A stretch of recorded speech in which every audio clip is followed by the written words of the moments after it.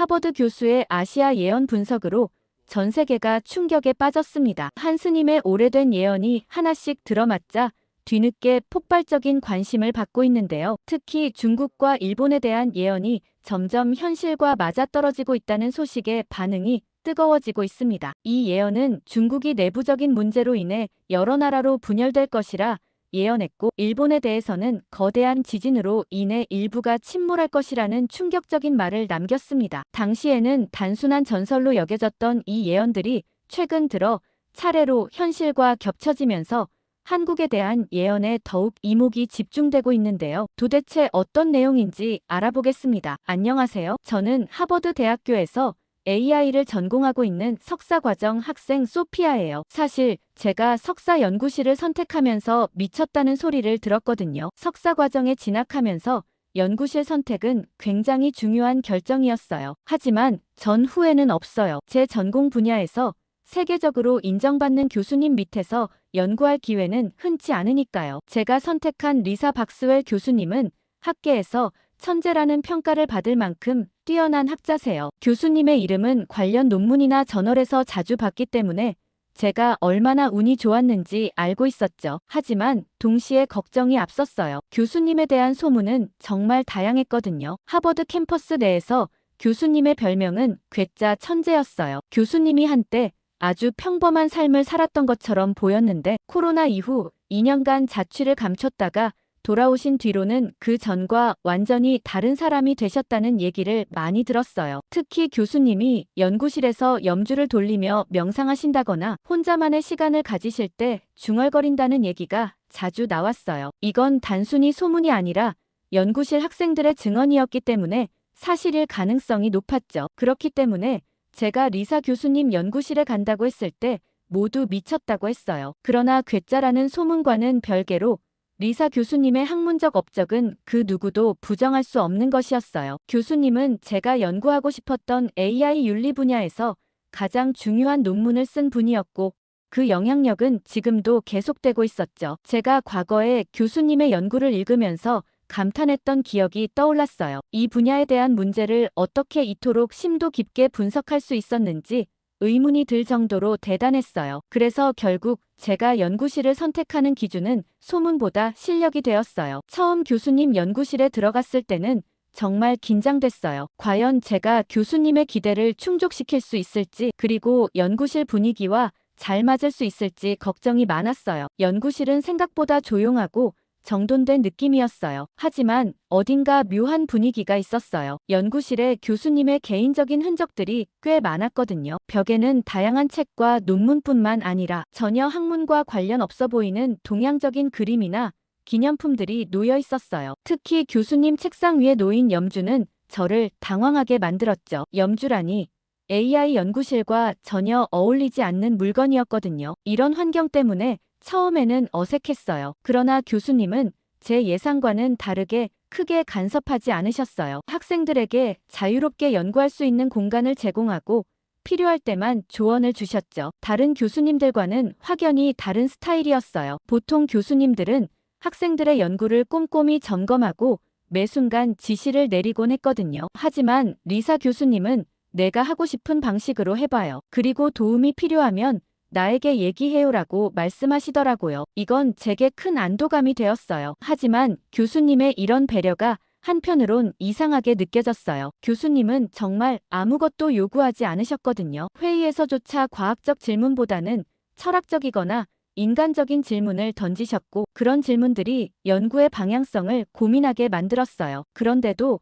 가끔 교수님이 왜 이리 자유로워 보이는지 궁금했어요. 왜냐하면 교수님의 삶은 겉으로 보기엔 평범하지만 그 속에는 뭔가 깊고 특별한 이야기가 숨겨져 있을 것 같은 느낌이 들었거든요. 연구실 적응하느라 바쁜 시기를 보내고 어느 날 같은 석사 과정을 밟고 있는 동료 친구들과 대화를 나누게 되었어요. 연구 주제에서 벗어난 가벼운 이야기로 웃고 떠들다 보니 자연스럽게 각자 연구실 분위기에 대한 얘기가 오갔어요. 제가 속한 리사 교수님의 연구실은 워낙 독특한 분위기로 유명해서 친구들이 저를 보며 너 괜찮냐는 듯한 눈빛을 보내더라고요. 한 친구는 염주를 돌리면서 중얼거린다며라고 속삭이듯 말했어요. 저는 웃으며 그냥 넘어갔지만 그 말이 은근히 신경 쓰였어요. 왜냐하면 저도 교수님 책상 위에 놓인 염주를 본 적이 있었거든요. 다른 친구는 코로나 때 어디 사라졌다가 이상한 사람이 됐대라며 소문을 보태기도 했어요. 솔직히 저는 연구실에 처음 들어갈 때부터 이런 소문을 많이 들었어요. 그런데도 교수님의 실력이 워낙 뛰어나니까 다들 저를 부러워하면서도 불쌍하다는 듯 위로해 주더라고요. 논문 한 편이라도 같이 쓰면 진로에 엄청난 도움 될 거야 라고 말하면서요. 그 말은 맞긴 했어요. 리사 교수님 이름이 들어간 논문이라면 학계에서 주목받지 않을 수 없거든요. 하지만 친구들의 위로를 받다 보니 제가 괴짜 교수님 밑에서 고생하고 있다는 이미지가 박히는 것 같아 조금 억울하기도 했어요. 그런데 대화는 여기서 끝나지 않았어요. 중국 출신 친구 중 한 명인 루신이 갑자기 자신의 연구실 자랑을 시작했거든요. 루신은 저와는 반대로 중국인 교수님 밑에서 연구 중이었는데 그 교수님의 연구실은 정말 어마어마한 자금력을 자랑했어요. 루시는 우리 연구실은 진짜 최고야라며 말문을 열었어요. 연구비가 너무 많아서 먹을 것도 가득하고 필요한 장비는 전부 최신식으로 갖춰져 있어. 심지어 연구 자료를 분석하는 데 필요한 고가의 데이터베이스도 마음껏 쓸 수 있어라고 덧붙이더라고요. 그러면서 저를 보며 너네 연구실은 어때? 라고 묻는 눈빛을 보냈어요. 솔직히 루신의 이야기를 들으면서 조금 부러웠던 건 사실이에요. 저희 연구실은 그렇게 넉넉한 자금력을 자랑하지는 않거든요. 연구실의 장비는 대부분 이전 연구자들이 쓰던 것들이고 연구비도 필요한 만큼만 지원받는 수준이에요. 물론 리사 교수님은 연구 주제에 있어 굉장히 독창적인 접근을 하시는 분이라 학문적으로는 그 누구보다도 뛰어나세요. 그런데도 루신의 자랑을 들으면 괜히 저희 연구실이 초라하게 느껴지는 건 어쩔 수 없더라고요. 친구들도 루신이 얄미웠는지 대화 주제를 다른 곳으로 돌리기 시작했고 주제는 다시 리사 교수님으로 돌아왔어요. 학부 시절 리사 교수님 수업을 들었던 친구는 리사 교수님은 왜 그렇게 한국에 집착하시는 걸까라는 질문을 던졌죠. 특히 중국 출신 친구들 사이에서는 불만 섞인 목소리가 종종 나왔다는 얘기를 많이 들었거든요. 그러자 중국 출신인 루시는 조금 날카로운 목소리로 왜 리사 교수님은 한국만 그렇게 띄우는 거야 라고 했어요. 루시는 늘 자부심이 강하고 자기 나라에 대한 긍지가 높은 친구였어요. 그는 계속해서 한국은 내수 시장도 작고 미국과 중국 사이에서 어쩔 수 없이 밀려날 나라 아니야? 라며 한국의 한계를 지적했어요. 저는 속으로 루신의 말이 너무 극단적이라고 생각했지만 그가 워낙 단호하게 말하니 반박하기 어려웠어요. 루신은 한국에 대한 비아냥을 멈추지 않았어요. 그는 중국은 세계 최대 시장이고 기술력도 미국 못지않게 성장하고 있어. 그런데 왜 리사 교수님은 한국이 더 잘하고 있다고 생각하는지 이해가 안 되라고 말했어요. 저는 그 순간 내심 불편했지만 딱히 루신의 논리에 반박할 근거를 찾기도 어려웠어요. 그때였어요. 멀리서 리사 교수님이 다가오시는 모습이 보였어요. 교수님은 보통 조용하고 차분한 분이셨는데 혹시나 이 얘기를 듣고 어떻게 반응하시려나 걱정됐죠. 친구들 중 일부는 교수님이 가까워지는 걸 보고 순간 긴장하는 표정을 지었어요. 그러나 루시는 교수님이 다가오시는 것을 전혀 눈치채지 못한 채 계속해서 한국에 대해 비판적인 말을 이어갔어요. 그러자 리사 교수님은 우리 앞에 멈춰서서 무슨 이야기를 하고 있는 거죠? 라고 차분히 물으셨어요. 루시는 당황하지도 않고 방금 전 하던 이야기를 교수님께도 똑같이 했어요. 왜 교수님은 한국을 이렇게 높게 평가하시죠? 한국은 시장도 작고 미국이나 중국 같은 강대국 사이에서 오래 버틸 수 없는 나라 아닌가요?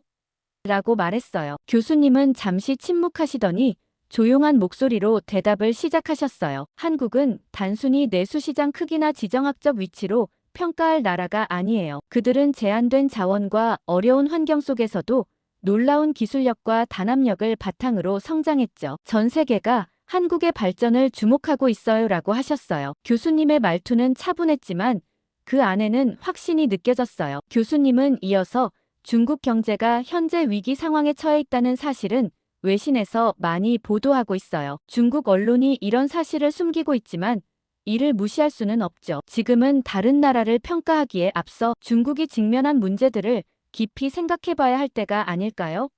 라고 말씀하셨어요. 교수님의 말에 루신의 표정이 점점 굳어갔어요. 저는 평소 루신이 워낙 자기 자랑이 심하고 남의 의견을 잘 듣지 않는 스타일이라 조금 얄밉게 느껴졌던 적이 많았어요. 그런데 교수님이 이렇게 날카롭게 그의 논리를 반박하시는 모습을 보니 내 심속이 시원하더라고요. 루시는 더 이상 할 말을 잃었고 주변 친구들도 조용히 고개를 끄덕이며 교수님의 말에 공감하는 분위기였어요. 그 상황은 저에게도 깊은 인상을 남겼어요. 리사 교수님은 단순히 한국을 좋아하는 게 아니라 한국이 가진 가능성과 저력을 학문적으로 인정하고 계셨다는 점이 분명해졌어요. 저는 교수님의 말을 들으며 한국이라는 나라에 대해 다시 생각하게 되었고, 왜 교수님께서 한국 사례를 연구하라고 강조하셨는지 조금 더 이해할 수 있었어요. 그날 이후로 저는 루신과의 대화와 교수님의 반응이 머릿속에 남아 오래도록 맴돌았어요. 한국의 AI 기술이 가진 특별함과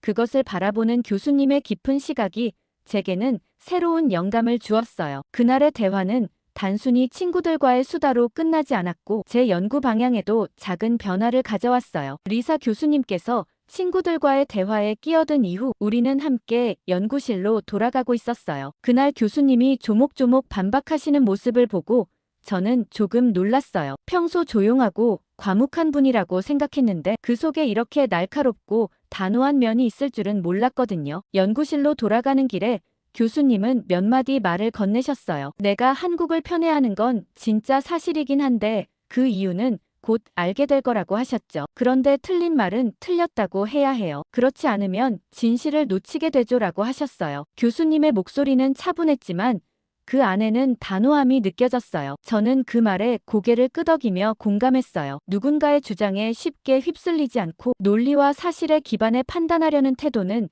제가 학문을 하며 배워야 할 중요한 자세라는 생각이 들었어요. 그러면서 교수님은 잠시 침묵하시다가 다시 말씀을 이어가셨어요. 우리 연구실에서는 온전히 연구에만 몰두할 수 있길 바란다며 오롯이 저의 방식을 찾으면 좋겠다고 하셨죠. 다른 연구실에서는 학생들에게 세세한 지침을 주고 끊임없이 진도를 체크하는 것이 일반적이었어요. 그러나 리사 교수님은 그런 방식을 택하지 않으셨어요. 대신 스스로 방향을 설정하고 자신만의 속도로 나아가도록 도와주셨죠. 그 순간 저는 교수님이 정말 특별한 분이라는 걸 느꼈어요. 단순히 연구실의 자유로운 분위기 때문이 아니라 교수님이 그런 환경을 만들어가는 과정에서 학생들에게 신뢰를 보내신다는 점 때문이었어요. 누구나 자유를 준다고 말할 수는 있지만 그 자유가 스스로를 책임질 수 있는 신뢰에서 비롯된 것이라면 그 무게는 다르죠. 저는 그런 신뢰를 받는다는 것이 얼마나 감사한 일인지 새삼 깨달았어요. 연구실에 도착해 제자리로 돌아오면서도 저는 계속 교수님의 말을 곱씹었어요. 틀린 말은 틀렸다고 해야 한다. 교수님의 말은 단순히 그 자리에서 루신의 발언을 반박하는 차원을 넘어서 제게 더 큰 깨달음을 준 것 같았어요. 제가 지금까지 해왔던 연구 방식이나 태도를 돌아보게 만들었거든요. 저는 종종 누군가의 의견에 동의하지 않더라도 그걸 굳이 반박하거나 나서서 바로잡으려 하지 않았어요. 그래서 루신이 아까처럼 비아냥거리거나 틀린 얘기를 할 때도 나서지 않았죠. 그냥 조용히 넘어가는 게 더 편하다고 생각했거든요. 하지만 교수님의 말씀을 듣고 나니 그런 태도가 학문적 진실을 놓치는 계기가 될 수 있다는 점을 알게 되었어요. 교수님의 말은 한편으로는 무겁게 느껴졌어요. 왜냐하면 틀린 말은 틀렸다고 해야 한다는 건 단순히 입장을 표현하는 문제가 아니라 때로는 그로 인해 감당해야 할 갈등이나 책임을 받아들여야 한다는 걸 의미하기 때문이었어요. 하지만 교수님은 그런 태도를 몸소 실천하시며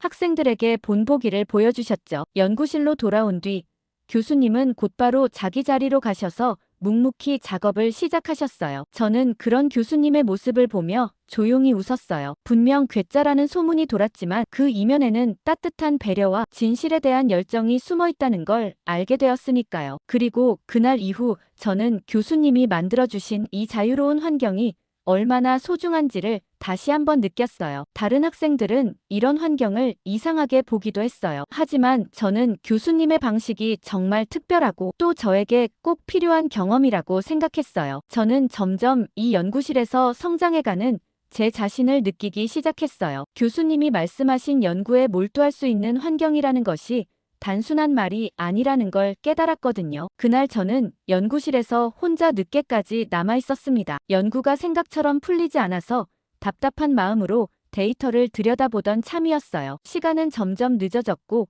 주변이 조용해지면서 건물 전체가 고요에 잠긴 듯 했어요. 연구실 창밖으로는 희미한 가로등 불빛이 비치고 있었고 그 아래로는 텅 빈 길이 보였어요. 이런 적막함이 이상하게도 마음을 더 무겁게 했어요. 머리를 식힐 겸 잠깐 나갔다 오고 싶었지만 막상 움직일 생각을 하니 몸이 쉽게 따라주지 않더라고요. 컴퓨터 화면 속 데이터는 여전히 복잡하고 해결책은 보이지 않았어요. 저는 연구실 의자에 깊이 기대며 책상을 바라봤어요. 오늘은 여기까지 하고 집에 가야겠다는 생각이 들었죠. 하지만 일어나려고 할 때 문득 복도에서 희미한 소리가 들려왔어요. 처음에는 제가 잘못 들었나 싶었어요. 바람 소리인가 싶기도 했지만 조금 더 귀를 기울여 보니 누군가 낮은 목소리로 중얼거리는 소리 같았어요. 소리가 나는 방향으로 천천히 걸어가 보니 바로 리사 교수님의 연구실이었어요. 문틈으로 새어나오는 희미한 불빛과 함께 교수님의 낮은 목소리가 들려왔죠. 저는 잠시 그 자리에 멈춰 섰어요. 친구들이 했던 말이 떠오르더라고요. 염주를 돌리면서 중얼거리는 걸 본 사람들이 한두 명이 아니라는 말이요. 순간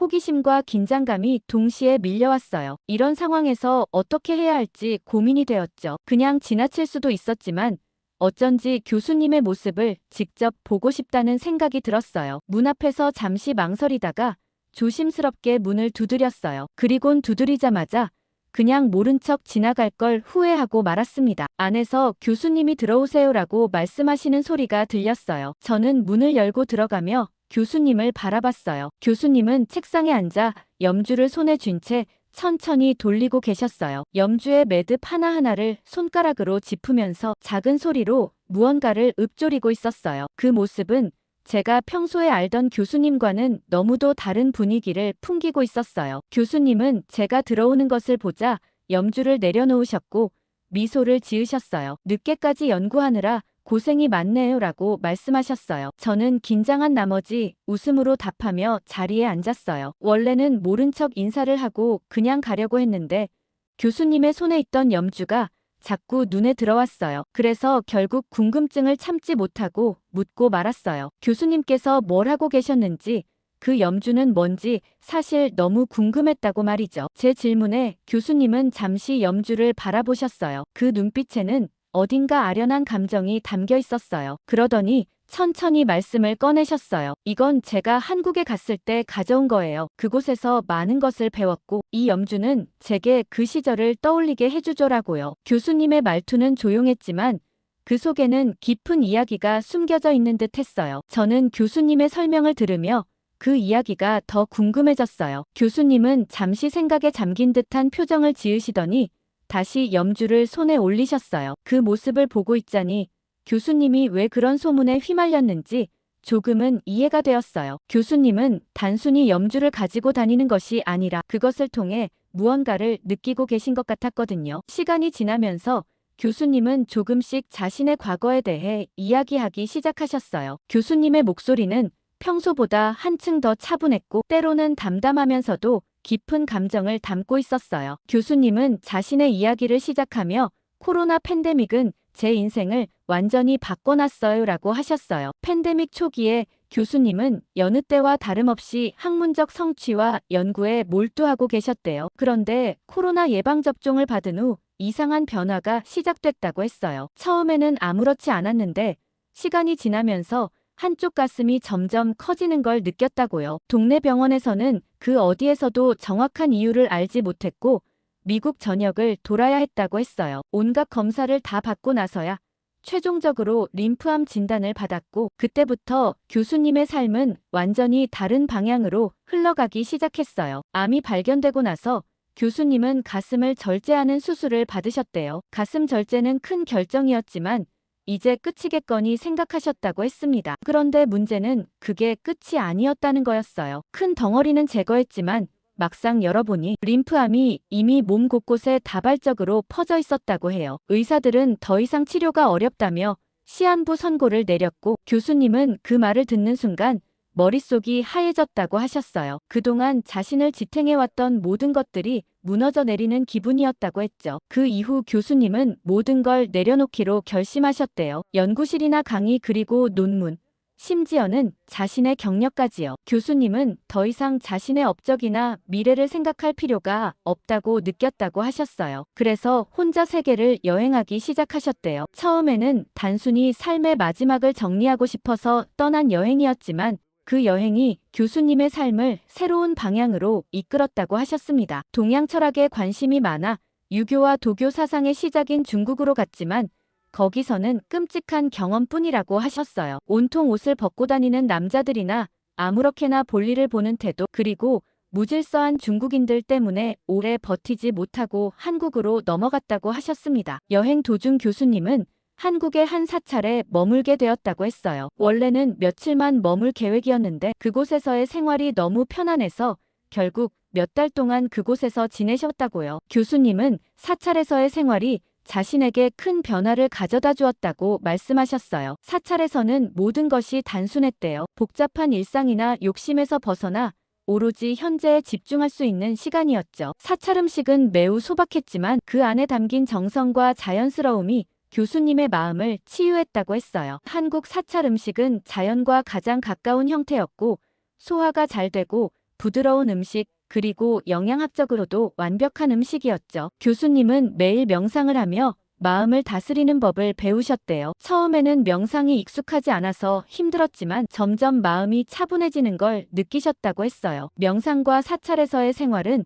교수님에게 단순히 몸과 마음의 휴식을 주는 것을 넘어 삶의 새로운 목적과 방향을 찾는 계기가 되었다고 하셨어요. 그러면서 불교의 가르침이 자신에게 깊은 깨달음을 주었다고 했죠. 특히 욕망에서 벗어나 지금 이 순간에 충실하라는 가르침이 가슴 깊이 와닿았다고 했어요. 놀랍게도 사찰에서의 생활을 시작한 지 몇 달 후 교수님의 몸 상태는 점점 나아졌다고 하셨어요. 처음에는 단순히 마음이 편해진 덕분에 기분이 좋아진 거라고 생각했는데 병원에 갔을 때 의사들도 놀랄 만큼 병이 호전되었다고 했어요. 결국 교수님은 완치 판정을 받으셨고 이는 그 당시 교수님에게 기적처럼 느껴졌다고 말씀하셨어요. 이 경험은 교수님의 삶을 완전히 바꿔놓았어요. 교수님은 이제 더 이상 과거의 업적이나 경력을 자랑하려고 하지 않으셨어요. 대신 자신이 느꼈던 평화와 깨달음을 학생들과 나누고 싶어 하셨죠. 그래서 연구실에서 학생들에게도 자유롭게 연구하고 스스로 방향을 찾아가게 하려는 방식을 택하신 거였어요. 저는 교수님의 이야기를 들으면서 그분의 삶이 단순히 연구자로서의 경력을 쌓는데 그치지 않고 더 깊고 풍부한 가치를 향해 나아가고 있다는 것을 깨달았어요. 교수님은 마지막으로 그 경험이 없었다면 저는 아마 지금처럼 살지 못했을 거예요 라고 말씀하셨어요. 저는 그 말이 너무도 진심으로 느껴졌어요. 한 사람의 삶이 이렇게나 큰 변화를 겪을 수 있다는 것이 놀랍기도 하고 감동적이기도 했어요. 그리고 교수님의 이야기를 들으며 제 자신도 삶에 대해 다시 한번 생각해보게 되었어요. 교수님이 경험하신 기적 같은 이야기는 단순히 과거의 이야기가 아니라 지금의 교수님을 만들어준 중요한 터닝 포인트였으니까요. 교수님과의 대화는 제게 단순한 이야기를 넘어 하나의 강렬한 메시지를 남겼어요. 삶은 예기치 못한 방향으로 흘러가더라도 그 속에서 새로운 의미를 찾을 수 있다는 것을요. 저는 그날 대화를 통해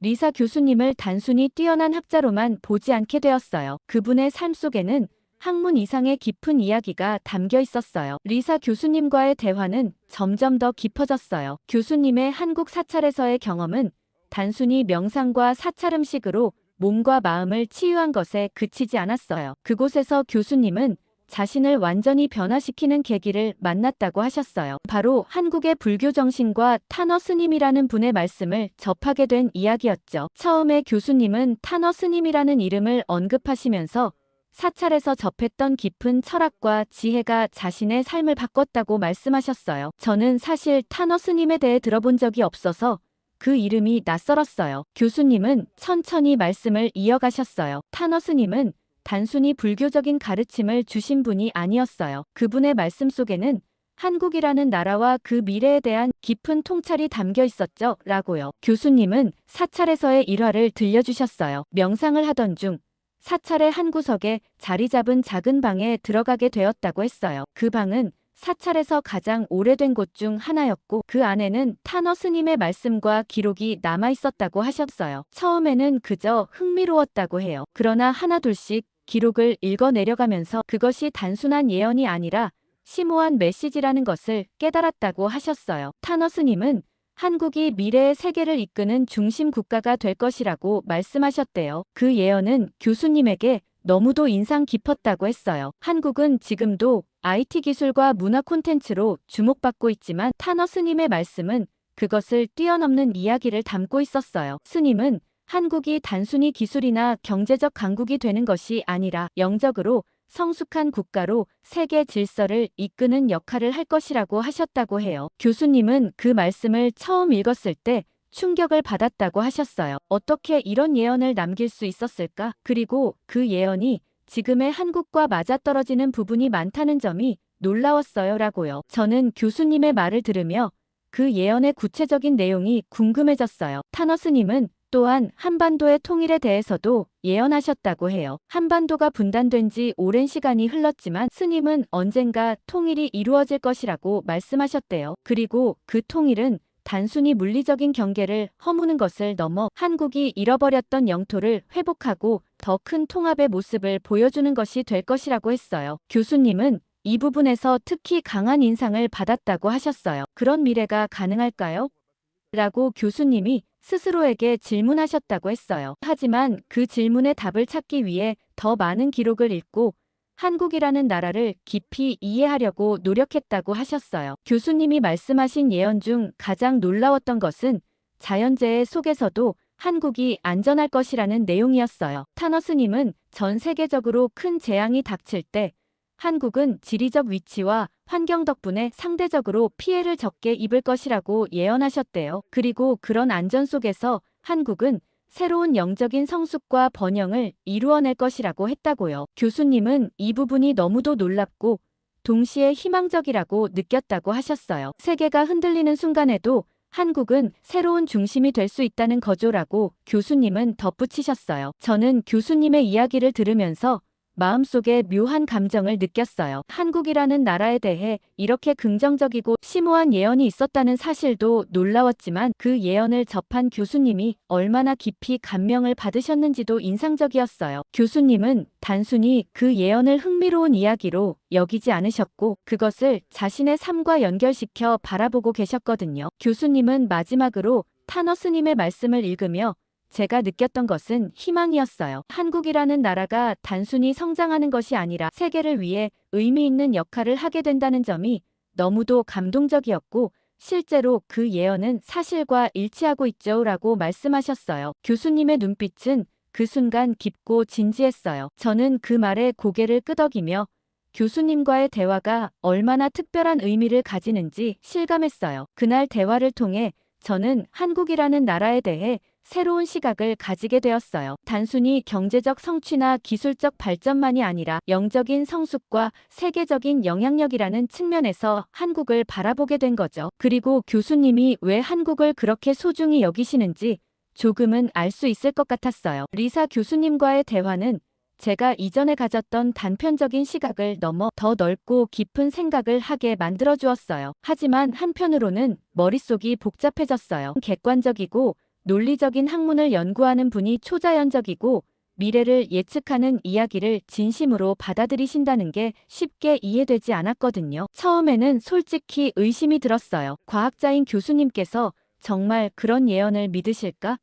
라는 생각이 들었죠. 교수님은 AI 윤리라는 매우 이성적이고 분석적인 분야에서 세계적으로 인정받는 학자세요. 그런데 그런 분이 어떻게 스님이 남긴 예언을 자신의 삶에 중요한 메시지로 받아들일 수 있었을까요? 저는 그저 흥미로운 이야기로만 들었어요. 예언이라는 건 대개 희미한 암시와 과장된 기대를 담고 있기 마련이라고 생각했거든요. 그런데 교수님은 제가 살짝 내비친 의심을 금방 눈치채셨어요. 교수님은 제 표정을 보며 조용히 말씀하셨죠. 눈에 보이는 게 다가 아니라는 건 과학자라면 누구나 아는 사실 아닌가요? 그 말은 마치 제 생각의 틈을 찌르는 듯 했어요. 사실 과학도 눈에 보이지 않는 이론과 데이터를 기반으로 추론하며 우리가 감지할 수 없는 영역에 대해 탐구하는 학문이잖아요. 교수님의 말에 저는 잠시 당황했지만 동시에 새로운 시각을 열게 되었어요. 그래.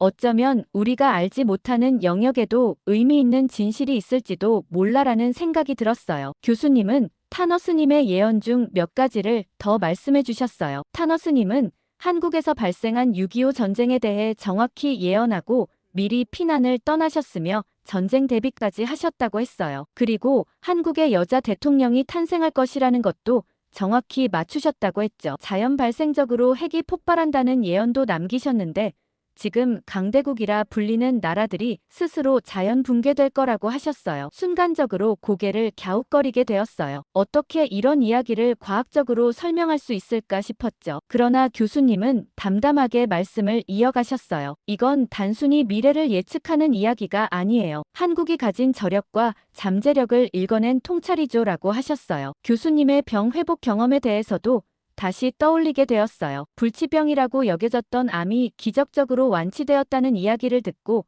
저는 처음엔 단순한 행운이라고 생각했어요. 그런데 교수님은 그 치유 과정에서 타너 스님의 가르침과 명상이 중요한 역할을 했다고 믿고 계셨어요. 저는 이런 부분이 오히려 더 흥미롭게 느껴졌어요. 교수님은 단순히 과학의 경계를 넘어선 경험을 했고 그것이 실제로 자신의 삶에 변화를 가져왔으니까요. 과학적 설명만으로는 풀 수 없는 경험들이 사람의 인생을 바꿀 수도 있다는 점이 낯설지만 매력적이었어요. 그날 밤 저는 교수님과의 대화가 계속 머릿속에서 떠나지 않았어요. 집에 돌아와서도 궁금증을 참을 수가 없어서 컴퓨터를 켜고 교수님이 이야기하신 타너 스님에 대해 검색하기 시작했어요. 인터넷에는 스님에 대한 다양한 정보가 있었고 그분의 예언에 관한 기록도 꽤 많이 나왔어요. 스님의 예언이 지금의 한국 상황과 일치하는 부분들이 있어서 놀라웠어요. 특히 한반도가 통일되고 세계적으로 중요한 역할을 할 거라는 이야기는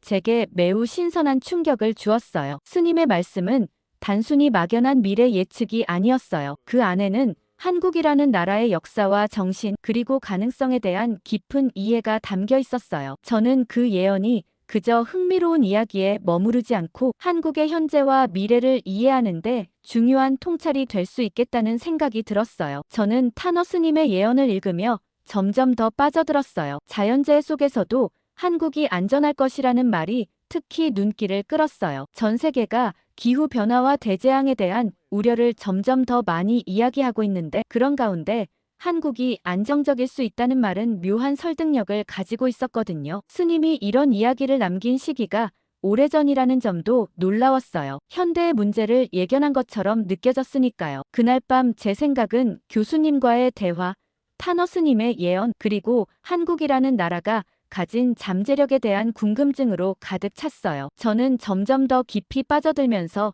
어쩌면 과학과 영적인 통찰은 서로 상충하는 것이 아니라 상호 보완할 수 있는 관계일지도 모르겠다는 생각을 하게 되었어요. 교수님의 이야기는 단순히 한 사람의 경험을 넘어 제가 새로운 시각으로 세상을 바라보게 하는 중요한 계기가 되었어요. 저는 이제 한국이라는 나라와 그 역사 그리고 그 안에 담긴 가능성에 대해 더 알고 싶어졌어요. 그리고 그 모든 시작이 리사 교수님과의 대화였다는 점에서 그 대화가 제게 얼마나 특별한 의미였는지를 느낄 수 있었어요. 오늘 사연 어떻게 들으셨나요? 무엇보다 이런 예언들이 타너 스님뿐 아니라 다양한 예언가들에 의해 현실화되고 있다는 점도 소름 끼치는데요. 예언들에 대해 어떻게 생각하시는지 댓글 많이 남겨주세요. 감동 필름이었습니다.